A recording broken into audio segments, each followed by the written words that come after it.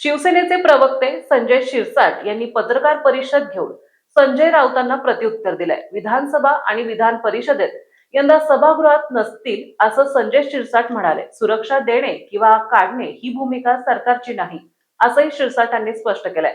राज ठाकरे एकनाथ शिंदे भेटीवरून होत असलेल्या टीकेवरही शिरसाटांनी भाष्य केलंय.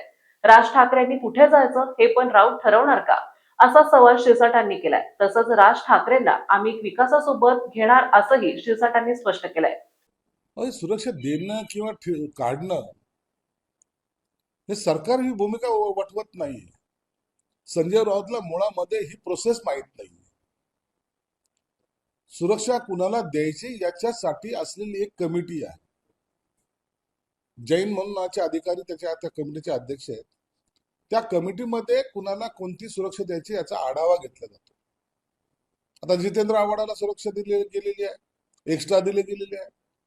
तो काय पक्षाचा आहे? सत्ताधारी पक्षाचा आहे.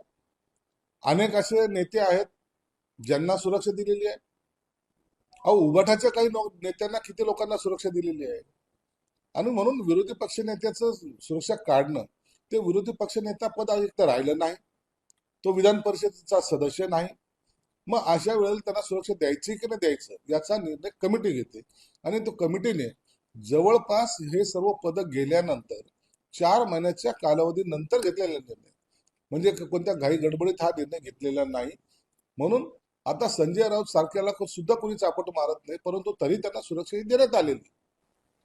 राज ठाकरेंची आणि शिंदेची भेट त्यावर संजय राऊत बोलले की हे अस्मिता आणि स्वाभिमानाचे शत्रू आहेत. संजय राऊतला अस्मिता हा शब्द कळतो का? अस्मिता कशाला म्हणतात? दरवेळेला मराठीचा मुद्दा काढायचा, मराठीच्या अस्मितेसाठी. म्हणजे ही सगळी ठेकेदारी ही उभाटाची आहे. म्हणजे महाराष्ट्राची अस्मिता कोण? तर संजय राऊत. महाराष्ट्राची अस्मिता कोण? तर उभाटा. मराठीचा मुद्दा कुणाचा? तो उभाटाचाच. हिंदुत्व कुणाचं? उभाटाच.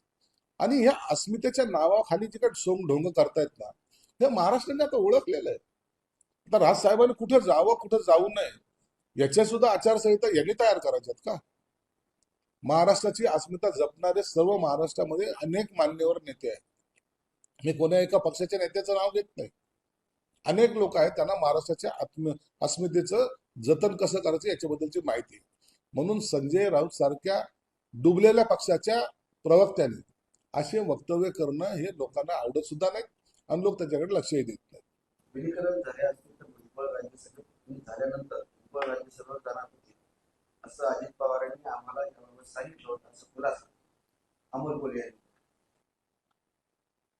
हे बघा, आता हा विलीकरणाचा मुद्दा मागे पडत चाललेला आहे.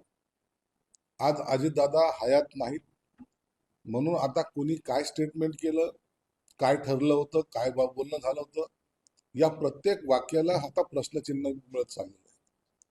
म्हणून भुजबळ मागे एकदा राज्यसभेवर जायच्या तयारीत होते, परंतु आता नेमकं त्याच्यावरचे समीकरण सर्व बदलल्यामुळे आता कोण राज्यसभेवर जाईल, कुणाची वर्णी लागेल, यावर आता भाष्य करणं मला वाटतं गैर आहे.